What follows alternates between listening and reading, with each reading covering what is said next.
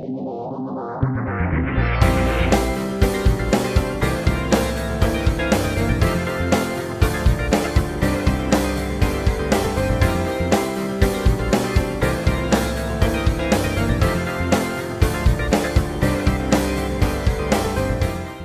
the time that is ours to share together, I want to talk a little bit about the greatest commandment. The greatest commandment. I kind of chuckled when I saw this passage, Matthew 22, being in the lectionary because I'm pretty familiar with it. I took this class in the torture chamber known as seminary. And I took this class with a professor by the name of Theodore Walker.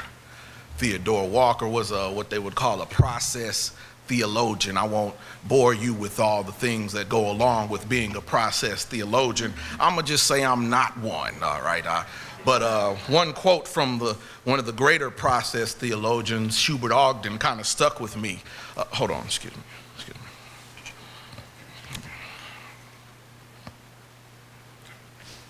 So yeah, one of the quotes that this process theologian Schubert Ogden said is that he called God the total, all-inclusive whole of all reality. And hold on, excuse me.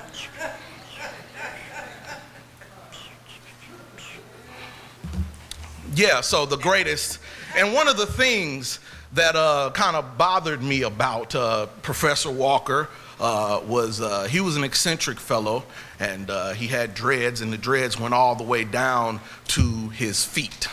And he wasn't trying to make any kind of political statement with it. He just decided that he would rather spend more time reading, and so he got rid of, oh, excuse me.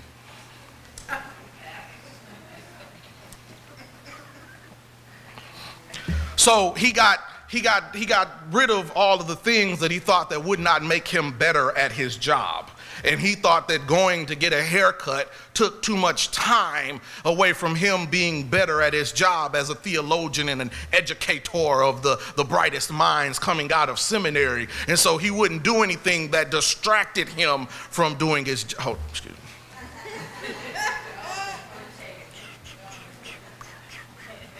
He wouldn't do anything that would distract him from his job. And so he would also, we had this thing called Blackboard where you could upload assignments and email the assignments to you and all of these things. And he refused to use any technology. The only technology that he really did or used on a regular basis was he would pass out the syllabus. That was typed up on the word processor, but everything else was handwritten.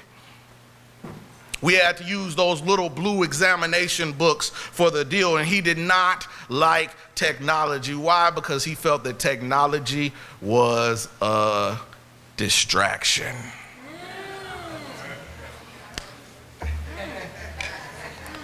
This is not unusual, amen. They say that some 81% of Americans check their phone while they're out having dinner in a public restaurant, which means they're not looking at the people across the table from them. I've seen it myself. I went to McDonald's to order a salad, of course, a salad. And as I was leaving, I noticed that everybody at the table in the McDonald's had their phones up and they were looking on their phones, not paying attention to the person across the table from them, even at a dinner at McDonald's. We neglect personal contact sometimes in favor of the virtual sort. They said that They said that a typical American checks his or her phone 46 times a day. And if they're in between the ages of 18 and 24, they do so even more, averaging somewhere along 74 looks a day. When one is looking at their cell phone instead of interacting with the person in front of them, they've come up with a name for it. They call it phubbing. They take phone and snubbing and combine them together. Phone snubbing, phubbing. A recent study at Baylor University concluded that the more one partner in a relationship is distracted by his or her phone, the less the other partner feels satisfaction with the relationship. Duh. Who funds these obvious studies? But there is a desire of missing out. I too like to check my phone. I too spend some time, probably too much, on Facebook and Twitter and Instagram and Snapchat and sending out e-blasts because the phone has become convenient. I can write my sermon on a phone now. And now when I write it on my phone, it'll be on my iPad and my computer and stored in the cloud in case I lose it. I'm a product of technology. There's a fear of missing out. There are so many breaking news stories that happen on Twitter before they get to put on your 5 o'clock news. There are things that happen, and so you miss out. People are wired to be hardwired, though, as well. Meaning that the more you do something, the more you want to do it. And so things become a habit. And when it becomes a habit, it becomes hard to break it. And sometimes we do these things. We've gained a habit one way at the expense of gaining of something else. We've snubbed or we've fubbed something because we formed a habit.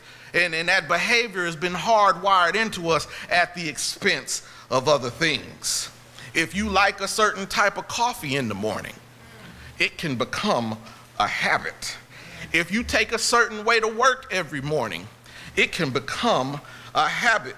If you're used to just coming to church, worshiping in the service and leaving, that can become a habit without participating in any of the ministries of the community as well. That can become a habit. If you don't take notice of the community around you like we are told to do in Matthew 25, feeding the hungry, clothing the naked, and binding up the wounds of the afflicted, it can become a habit. These things, the point is that when you focus on some things too much, you miss out on all of those things. So in a sense, the fubbing is not just about smartphone use.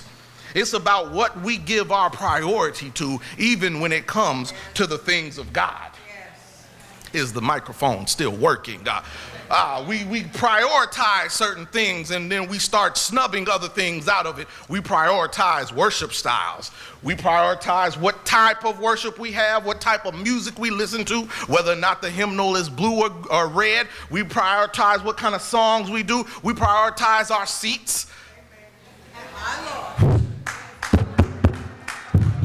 We prioritize a whole lot of things and we do it at the expense of others. And when we prioritize our own personal preferences in the church at the expense of the community around us, we become a private club that nobody knows how to get into. Yes. And so when we talk about loving one another and we talk about loving those people and loving our neighbors as we love ourselves, that is what Jesus was getting at when he said that this was the greatest commandment. This is Jesus responding to a trick question. They're out here thinking that they can trap Jesus with these trick questions. See, Jesus has been talking to them as we've been talking about the last couple of weeks walking through Matthew. Jesus has already told them that they have missed their invitation to the wedding. Yes. And then after that, you have these people trying to trick Jesus when they ask him about the coin or paying taxes that Reverend Walters covered the week before about rendering unto Caesar what is Caesar and unto God what is God. They had asked him another trick question and they were trying to either get him to commit treason or blasphemy. But Jesus did not fall for that, and so they had questions after that about marriage after the resurrection, and Jesus had to explain to them after that marriage is for this earthly domain, and when we get to the great hereafter, there is no marriage there. That we should be focused on God. And now we get to another question where they try to trick him. They have a request. Let the church say request. They asked Jesus, what is the greatest commandment in the law? And Jesus' response is both the greatest and the second greatest. He told them to love the Lord with all your heart and all your soul and all your mind. And a second is like that, to love your neighbor as yourself. This love thing is not new. I know some of us like to divide the Bible up and act like the Old Testament doesn't exist anymore, but this is not something new. When Jesus was telling them to love the Lord with all their heart and their soul and their mind and to love their neighbor as themselves, he was actually quoting Deuteronomy and Leviticus. He was in Deuteronomy 6:5 and Leviticus 19:8. Those things, we did not come to throw away the Old Testament. Amen. This is not Piccadilly. This is not Luby's. This is not some all-you-can-eat restaurant. This is not some vending machine where you can go and say, well, I want some of that, and I don't want this. I'll take some of this, and I'll not do that. I'm going to come to church on Sunday, but I'm not going to love my neighbor. I'm going to say preacher when the pastor start talking about gossiping, but as soon as I get at home on the phone, girl, did you hear what so-and-so did? Jesus said in Matthew 5:17 that he came not to abolish the law, but fulfill it. And so this ain't nothing new. We've been on love. The problem has not been the Bible. The problem has been how we interpret it. All right. We have to love one another. I'll say it time and time again. I know I preach for a living. But you all will preach more sermons than I ever will. Some of you will be the only Bible some people ever read. You will always be somebody's perception of a Christian. They don't base whether or not they go to church on what the Bible says or what Jesus did. They base whether or not they go to church based on how the Christians treat them. So this love thing is nothing new. Love. The word that he uses in the Matthew 22 is the Greek word agapeo, which is love, sometimes used for love or beloved or cling or desire or to show love. The agapeo is the Greek, it's Greek, but it's the verb form of agape. Verb. That means you got to do something about it. A verb is a word used to describe an action, a state, or an occurrence, and the forming of the main part of the predicate of a sentence. It's something you do. I can say I love my wife, but if I don't do those things that show love, do I really love her? I can say I want to get in shape, but if I keep eating triple cheeseburgers and extra large shakes, that doesn't mean I'm really doing what I said I wanted to do. I can say I love my neighbor, but if I walk past my neighbor and don't speak, if I see somebody that's a little down on their luck and I don't even acknowledge them as a human being, do I really love my neighbor? Are you showing your neighbor love? Who is your neighbor? Theologian Kane Hope Felder says that neighbor means another human being, regardless or irrespective of the person's race or class. I'm going to say that again. Kane Hope Felder said that neighbor means another human being, irrespective of the other person's race or class. Neighbor is a concept that Jesus had been working on in the gospel according to Matthew all the way through. It was a concept that Jesus was expanding, because at that time, prior to the Jesus coming around to expand this term, neighbor meant to them a fellow Israelite. They had to be cut from the same cloth as I. They had to have the same kind of education as I. They had to live in the same neighborhood as I. They had to do like I did and meet my standards. But Jesus was trying to say that you're doing it wrong. A neighbor can be somebody else. It's another human being. It can even include your enemies. Yes, in Matthew 5, when he talks about these things, is the person's close, and it's out here to show us that the person's, that how we treat people is showing God's perfect love. And just like we are a child of God, they're a child of God. Amen. Just like we are a child of God, they are a child of God. And how much love should we be giving to our brothers and sisters? And so these commandments are important because he says that all other commandments and all the demands of the prophets are based on these commandments. On these two laws hang all the laws and the prophets. That's what they say. And what was going on here is these church folk, these theologians were trying to trick him. Some translations say an expert in the law. Other translations actually say a lawyer or an attorney. And this is, they're trying to trick him when they ask him which is the greatest. They don't really care which law was the greatest. They're trying to get him to slip up in his speech. That's why they always say if you have to go to court for something, you need an attorney. Because it's not what you go in there saying, it's what you go in there and you might not say. Those who try to defend themselves will miss out on discovery and how to properly file a motion and how to get an audience with the judge about all these things. And so they weren't here asking for what was going on. They were trying to trick him. They were trying to play a game, and Jesus was on to them. The question about the greatest commandment was a loaded one, because the rabbis all taught their people that they viewed all the laws the same.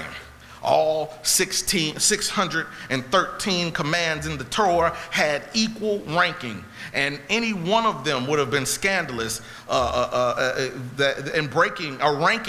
Any one of them would be scandalous and considered bad human practice. So the questions that the Pharisees asked was designed not to find out from Jesus which law he thought was greater. They were trying to get him to talk about which one was greater at the expense of the other one.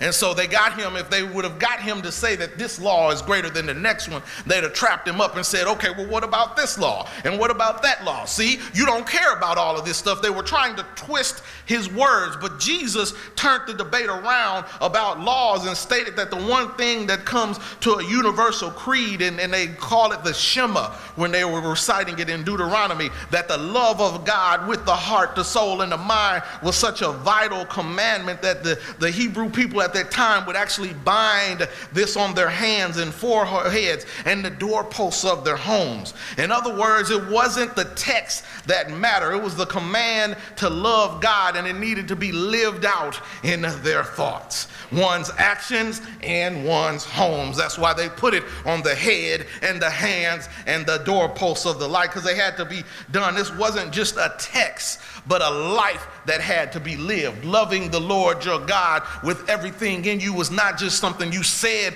to get out the way. It was something you had to live. And these people were trying to trick him, and it was interesting that this is the only occurrence for the word when they call him an expert in the law or a lawyer. It's the only occurrence of that word in Matthew. What's also interesting is then when the word that they used for test, when they asked him a question to test him, they only used that word for test in the Greek when the devil was trying to test Jesus. So sometimes when somebody comes up to you, it's not them trying to hurt you, it's something behind them. We wrestle not against flesh and blood, but against principalities in high places. These things, sometimes the problem that is going on is not that person's the flesh. Sometimes there are things we have to deal with in the spirit. But they tried to trick him into going against one of these laws or down talking one of these laws. And it's 613 laws total, 248 that would be considered positive and 365 laws that would be considered negative. So there's something negative for every day. But some people smarter than I have said that life is 10% what happens to you and 90% how you react to it. So no matter what the negative situation is, if we keep our minds on Jesus, if we keep our minds stayed on the positive, if we keep our minds focused on what matters most, it won't matter. Amen. Jesus didn't fall for the trap, and he came covered the basis for all the laws. And this whole time with the discussion about the wedding and the discussion about paying taxes to Caesar or paying things to God and all of these things that they were trying to test Jesus with, it was interesting that they would talk about the letter of the law and trying to debate and discuss the law, but nobody was actually talking about obedience to the law. We can get caught up to the point on rules that we don't actually do what God told us to do. And so while they were talking about rules, Jesus was saying, let's actually talk about doing the rules instead of talking about the rules. Because if you spend a bunch of time pointing out how somebody else is breaking the rules, nobody can look at the fact that you breaking them. You know, I spent some time working on a plant for a ski taste. And those who have worked on a plant understand that there is a very, very robust, safety-conscious environment. We had to have a job safety analysis on how to pull a paper staple out of a stack of papers. They had a job safety analysis for everything we did on the job, what kind of personal protective equipment you needed to wear, how you were supposed to do that job. My main job went around fixing equipment, but I had to have a folder or a binder on me at all times with all the particular jobs I had to do and all the safety precautions that I would have to do to conduct said job. And a safety officer could walk by while I was in the middle of doing something, and they could say, I need to see your JSA. What are you doing here? And so I have to show them the folder. Okay, does he have glasses on? Okay, he got glasses on. Does he have gloves on? Okay, he's got gloves on. Okay, does he have his JSA out? He had his JSA out. Where's his ladder at? Is it properly coned off? That was anybody could walk by and stop that. Stop what I was doing in the middle of what I was doing just to make sure I was doing it safely. And I used to get upset about that because I was like, you spend all this time checking me for safety.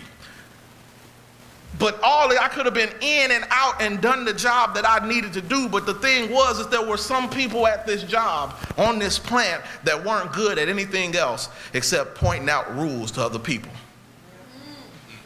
It takes all kinds to run an organization, but sometimes we have to understand that you can't get caught up arguing about whether or not this I is dotted or this T is crossed. Sometimes you have to look at what is actually going on. And in this debate about which commandment was the greatest, nobody was actually out here doing love.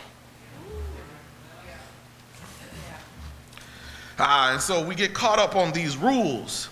And so Jesus decides, I'm kind of tired of y'all asking me a bunch of questions like this, trying to trick me up. You're not going to trap me up. I was here before the world was formed. The Bible says, in the beginning was the Word, and the Word was with God, and the Word was God. In John chapter 1, and we go to Revelation, and then it says that in John later on, in about the 14th verse, it says that the Word became flesh and dwelt among us. So you're not going to trap Jesus up. So I'm going to ask you something to shut this thing down. And so he asks, what do you think about the Messiah? And they ask, and they say, and he asks them, how is it that whose son is he? And how is it that David can call him Lord by the Holy Spirit? Because these things are going on, and they're asking, well, if Jesus is Lord, how can he also be Lord and the son of David, as he's referencing in Psalm 110 and 1.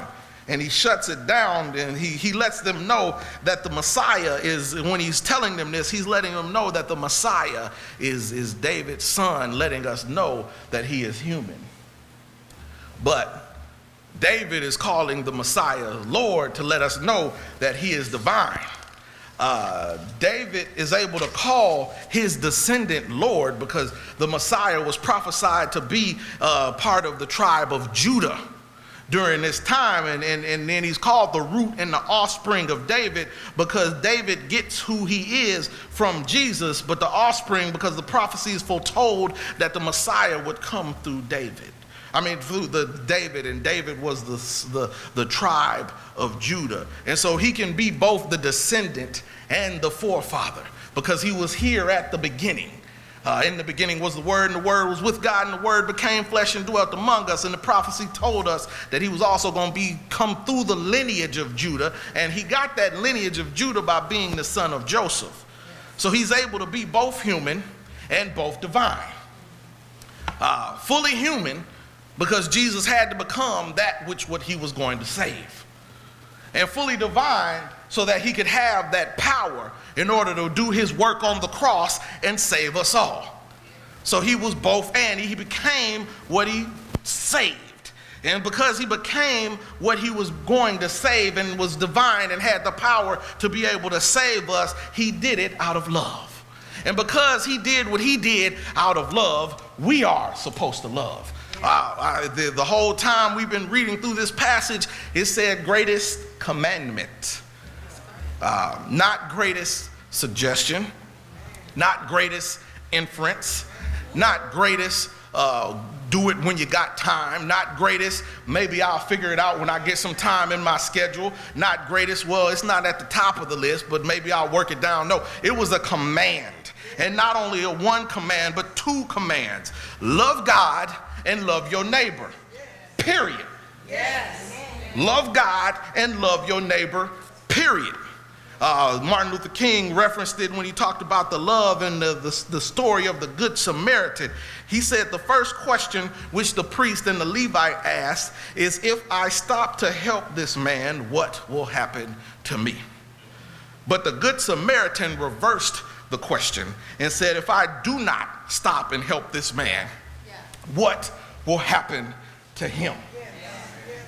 If we are going to be who God has called us to be in this world, we're going to have to love one another. We're not just going to have to love the people that are within the four walls of this church. We're going to have to love those out in the community. They may not look like we look. They may not talk how we talk. They may not have the same education that we have. They may not be from the same generation as us. They may not be fifth generation Methodists. They daddy may not have poured the concrete for the parking lot, but we still going to have to love them. They may not dress the way that we think they should be dressing, but we still gonna have to love them. They may not drive the kind of car we think that they should be driving, but we still gonna have to love them. They may not hablo inglés, but we still need to be able to tell them el amor del Christos es para todos. That's the love of Christ is for all in Espanol. We gotta be willing to tell them these things because God didn't ask those things when he stepped out of humanity and put on human clothes and was born in a manger with no roof or an inn. He didn't ask those kind of questions when he lived a life that we could not live. He didn't ask those kind of questions when he healed the sick, raised the dead, opened up blinded eyes, binded up the wounds of the afflicted. He didn't ask those kind of things on Calvary. He didn't ask those kind of things when he took a cat of nine tails. He didn't ask those kind of things when he put on a crown of thorns. He didn't ask those kind of things when he had to carry a cross all the way to Golgotha, aka the place of the skull. He didn't ask those kind of things when they were beating him and mocking him and saying, prophesy, Jesus, tell us which one of us hit you. He didn't ask those kind of questions when he died. He didn't ask those kind of questions 3 days later when he got up with all power in his hands. He didn't ask those kind of questions when he's seated at the right hand of the